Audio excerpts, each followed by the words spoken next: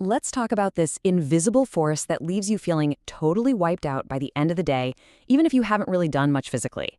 It's called decision fatigue. And in this explainer, we're going to break down what it is, why it happens, and, most importantly, how you can start fighting back.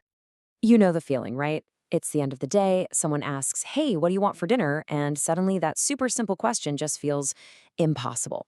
That feeling of being mentally exhausted from making just one more choice, well, it's not just you, it's a real thing.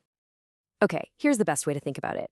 Your decision-making power is kind of like your phone battery.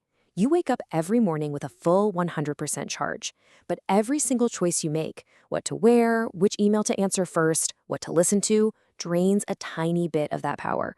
And once it's gone for the day, it's gone. So this hidden drain on your energy, it actually has a name: decision fatigue. It's the reason why your willpower seems to just completely vanish as the day goes on. And you know what? Just understanding what it is the very first step to getting a handle on it. So what is it, officially? It's basically the decline in the quality of your decisions after you've made a whole bunch of them. And here's the kicker. It doesn't matter if you're deciding on a huge career change or just which brand of cereal to buy at the store. Every single choice, big or small, adds up and chips away at that mental energy. But how does this actually work? Like, what's happening inside our heads? Let's take a quick peek at the science behind it all, because this isn't just some vague psychological idea, it's actually rooted in our biology. It really all comes down to the CEO of your brain, which is called the prefrontal cortex. This part handles all the tough stuff: focus, self-control, complex decision-making, and just like any hardworking CEO, it needs fuel to operate.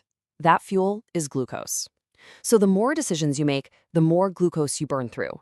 And when that fuel tank starts running low, your brain starts looking for shortcuts. So how does this actually show up in your day-to-day life? I mean, how can you tell if you're running on empty?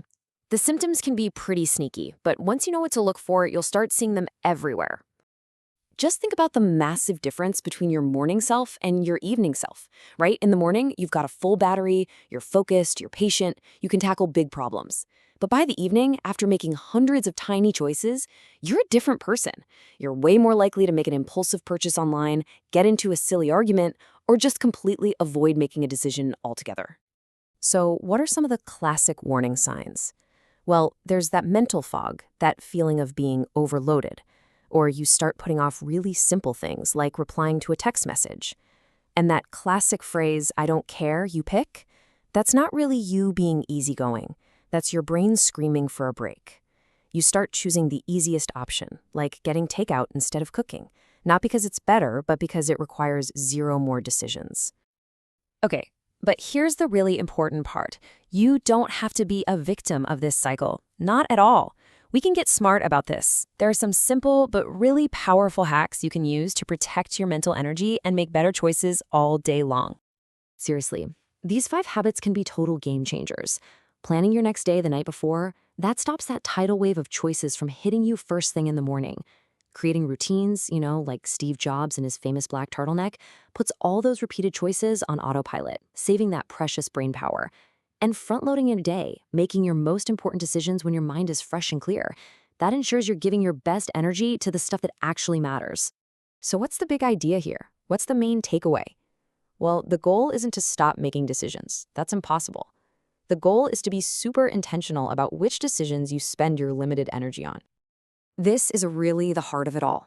Your ability to make clear, rational choices is a finite resource. You have to start treating it like one. Don't waste it on trivial stuff. Save it for the big decisions, the ones that are actually going to shape your life and your work. So that brings me to one last question for you. Think about your day. Is it figuring out what to wear? Deciding what to eat for lunch? What is just one small, recurring choice that you can put on autopilot, starting tomorrow, to free up that mental energy for something way more important?